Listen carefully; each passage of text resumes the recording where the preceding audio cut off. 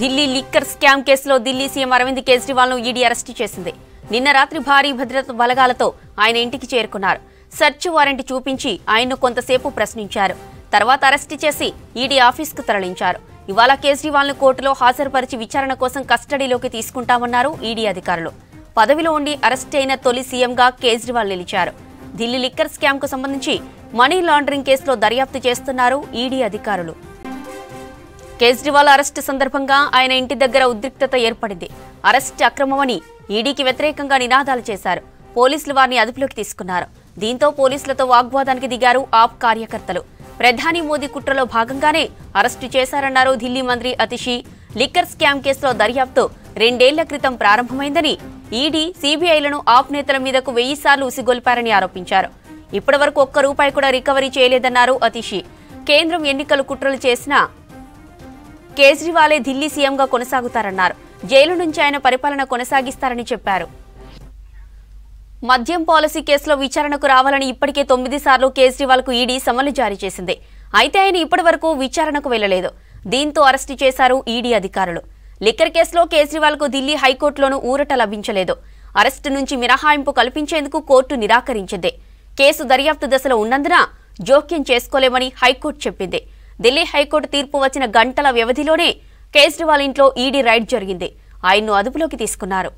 మరోవైపు కేజ్రీవాల్ అరెస్టును ఆయన తరపు లాయర్లు సుప్రీంకోర్టులో పిటిషన్ వేశారు. అత్యవసరంగా విచారణ జరపాలని కోరారు. అయితే సుప్రీంకోర్టు అందుకు అంగీకరించలేదు. ఇవాళ కేజ్రీవాల్ పిటిషన్పై విచారణ జరిగే అవకాశం ఉంది. లిక్కర్ స్కామ్ లో బీఆర్ఎస్ ఎమ్మెల్సీ కవితను అరెస్టు చేసి వారం రోజులు కాకముందే కేజ్రీవాల్ ని అరెస్టు చేశారు. కవిత అరెస్టు తర్వాత ఈడీ అధికారులు కేజ్రీవాల్ ను కుట్రదారుగా పేర్కొన్నారు.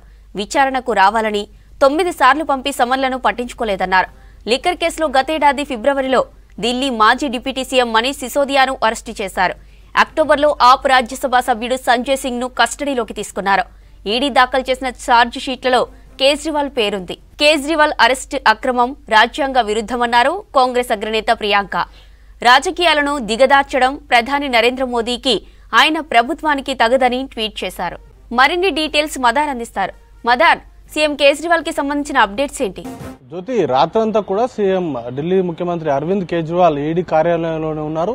ఈరోజు ఉదయం మరి కాసేపట్లోనే ఆయనకు వైద్య పరీక్షలు నిర్వహించిన తర్వాత ఉదయం 11 గంటల ప్రాంతంలో రౌజ్ అవెన్యూ కోర్టు సిబిఐ ప్రత్యేక న్యాయస్థానం ముందు ఆయన్ని హాజరుపరచబోతున్నారు. 10 రోజుల పాటు కస్టడీకి ఇవ్వాలంటూ కూడా కోరే అవకాశం ఉన్నట్టుగా ఈడీ వర్గాల నుంచి సమాచారం అంతా ఉంది. ఈ కేసుకు సంబంధించి ఢిల్లీ లిక్కర్ పాలసీకి సంబంధించినటువంటి స్కామ్ కు సంబంధించి ఈయనే కుట్రదారుడుగా కాన్స్పరసీకి సంబంధించి పాల్పడిందంతా కూడా అరవింద్ కేజ్రీవాలే అనేటువంటి ఆరోపణలు ఉన్నాయి. సౌత్ లాబింగ్ కు సంబంధించి కీలకంగా చర్చలు జరిపింది. ఎమ్మెల్సీ కవితతోటి చర్చలు జరపడం కావచ్చు, లేకపోతే కవిత కేజ్రీవాల్ సూచనల మేరకే కిక్ బ్యాక్స్ అన్ని కూడా ఢిల్లీ ఆమ్ ఆద్మీ పార్టీకి సంబంధించిన ముఖ్య నేతలకు చేరాయి. వాటిని పంజాబ్ అలాగే గోవా ఎన్నికల్లో 100 కోట్ల రూపాయల ముడుపులను హవాలా మార్గంలో వచ్చినటువంటి ఆ డబ్బులను ఆ ఎన్నికల్లో ప్రచారానికి ఉపయోగించుకున్నారనేది ప్రధానంగా ఆరోపణ. ఈ లిక్కర్ పాలసీకి సంబంధించి 100 కోట్ల రూపాయల కిక్ బ్యాక్స్ తీసుకుని వీరికి అనుచితంగా లబ్ధి చేకూర్చేలాగా ఢిల్లీ లిక్కర్ పాలసీని రూపొందించారు. తద్వారా ప్రభుత్వానికి, ఢిల్లీ ప్రభుత్వ ఖజానాకు సుమారు 2800 కోట్ల రూపాయల మేర నష్టం వాటిల్లిందనేది మరొక ఆరోపణ. ఇప్పటి వరకు ఈడీకి సంబంధించి వివిధ ఒక ఛార్జ్షీట్ దాఖలు చేశారు. తర్వాత అనుబంధంగా మరొక 5 ఛార్జ్షీట్లను ఫైల్ చేశారు.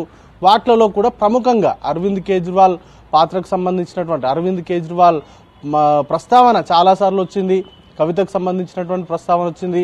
అలాగే కన్ఫెషన్ స్టేట్మెంట్స్, ముఖ్యంగా ఈ కేసులో ఈడీ సిబిఐ దాఖలు చేసినటువంటి ఎఫ్ఐఆర్లలో అరెస్ట్ అయినటువంటి నిందితులు అప్రూవర్స్ గా మారుతూ ఇచ్చినటువంటి స్టేట్మెంట్స్ చాలా కీలకంగా మారాయి. వారిచ్చినటువంటి స్టేట్మెంట్ల ఆధారంగానే కీలకమైనటువంటి వ్యక్తుల అరెస్ట్ అనేది కూడా సాధ్యమైంది అనేటువంటి అంశాన్ని గతంలోనే కవిత సంబంధించినటువంటి కస్టడీ పిటిషన్ లో పేర్కొన్నారు. గతంలో అరుణ్ రామచంద్ర పిల్లని కావచ్చు, లేకపోతే శరత్ చంద్ర, మాగుంట రాఘవ, మాగుంట శ్రీనివాసరెడ్డి లాంటి వారిచ్చినటువంటి కన్ఫెషన్ స్టేట్మెంట్స్ కి సంబంధించి గతంలోనే అరుణ్ రామచంద్ర పిల్లని అయితే ఏకంగా తను కవితకు సంబంధించినటువంటి ప్రాక్సీని అనేటువంటి అంశాన్ని ఆయన నిర్ధారిస్తూ ఇండో స్పిరిట్ లో కవిత సూచనల మేరకే పెట్టుబడులు పెట్టాము, ఈ వ్యవహారంలో వచ్చేటువంటి లాభాల్లో 33% వాటా కూడా కవితకే చెందుతుంది అనేటువంటి అంశాన్ని ఆయన కోట్ చేస్తే, ఇంకా మరొక వైపు అరవింద్ కేజ్రీవాల్ కవితల సూచనల మేరకే తాము డబ్బులను చెన్నై నుంచి 25 కోట్ల రూపాయలని పంపించాను అనేటువంటి కన్ఫెషన్ స్టేట్మెంట్ను బాగుంట రాఘవ ఇచ్చినట్టుగా ఈడీ పేర్కొంది. దాంతోపాటు 128 కోట్ల రూపాయలకు సంబంధించినటువంటి ఆస్తులను అటాచ్ చేశాము అనేటువంటి అంశానికి కూడా, వాటికి సంబంధించినటువంటి ట్రాన్సాక్షన్స్ కు సంబంధించిన ఆధారాలు ఉన్నట్టుగా కూడా ఇప్పటికే ఈడీ పేర్కొంది. ఇప్పుడు తాజాగా లిక్కర్ పాలసీకి సంబంధించి కీలకమైనటువంటి అరెస్ట్ ఇది.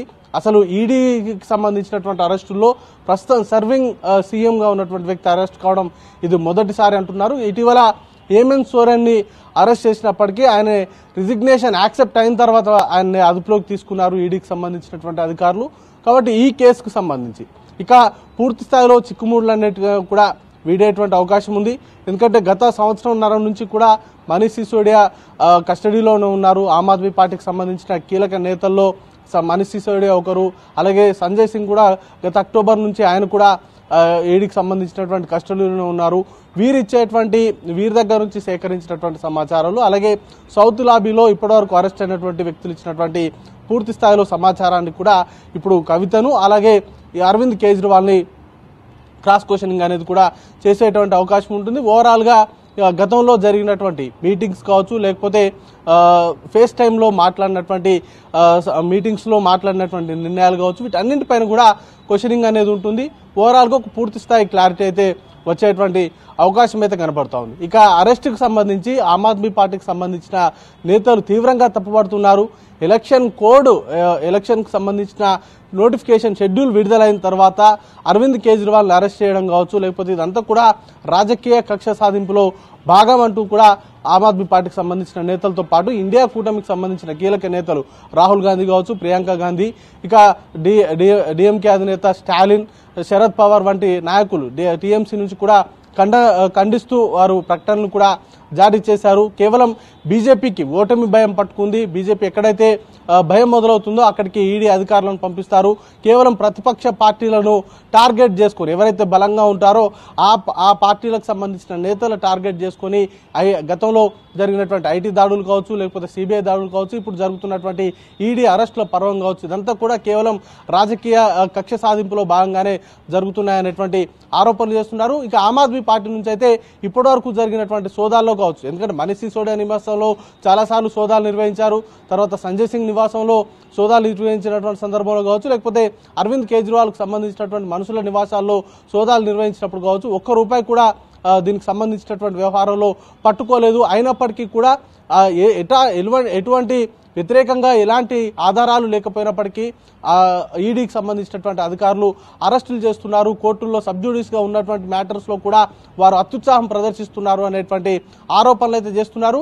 దీనికి సంబంధించి ఈ అత్యవసరంగా విచారణ చేపట్టాలంటూ సుప్రీంకోర్టును నిన్న రాత్రి ఆశ్రయించినప్పటికీ సుప్రీంకోర్టు నుంచి దానికి ఆమోదం రాలేదు. ఈరోజు సీజే బెంచ్ ముందు అయితే ఈ కేసుకు సంబంధించి అరవింద్ కేజ్రీవాల్ అరెస్టును అక్రమం అంటూ దాఖలు చేసినటువంటి పిటిషన్ను ఈసారి మెన్షన్ చేసేటువంటి అవకాశం ఉంది. సుప్రీంకోర్టు ఏ మేరకు తీర్పిస్తుంది అనేది కూడా సర్వత్రా ఆసక్తి ఉంది. ఇప్పటికే హైకోర్టు ఆయనకు షీల్డింగ్ అయితే ఇవ్వలేమనేటువంటి అంశాన్ని చెప్పిన కొద్ది గంటల్లోనే నిన్న అరవింద్ కేజ్రీవాల్ నివాసంలో సోదాలు నిర్వహించారు. సుమారు 2.5 గంటల పాటు సోదాలు నిర్వహించి ఆయన అదుపులోకి తీసుకున్నట్టుగా ప్రకటించారు. అర్ధరాత్రి 12 గంటలకి ఆయన ఈడీ కార్యాలయానికి తీసుకొచ్చారు. రాత్రి ఒకసారి హెల్త్ చెకప్ అనేది కూడా చేశారు. మరొకసారి ఈ రోజు ఉదయం హెల్త్ చెకప్ చేసిన తర్వాత రౌజవెన్యూ కోర్టులో ప్రవేశపెడతారు. కస్టడీ పిటిషన్లో అరవింద్ కేజ్రీవాల్కి సంబంధించి ఏ అంశాలను ప్రస్తావించబోతున్నారు, ఎందుకంటే కవితను అరెస్ట్ చేసి సుమారు 6 రోజులుగా కస్టడీగా ఉంది. ఆమె ఇచ్చినటువంటి స్టేట్మెంట్స్ ఏమైనా అందులో మెన్షన్ చేస్తారా లేదా అనే దానిపైన మరి కాసేపట్లోనే ఒక క్లారిటీ అనేది కూడా రాబోతా ఉంది. Jyothi. Right mother, thank you.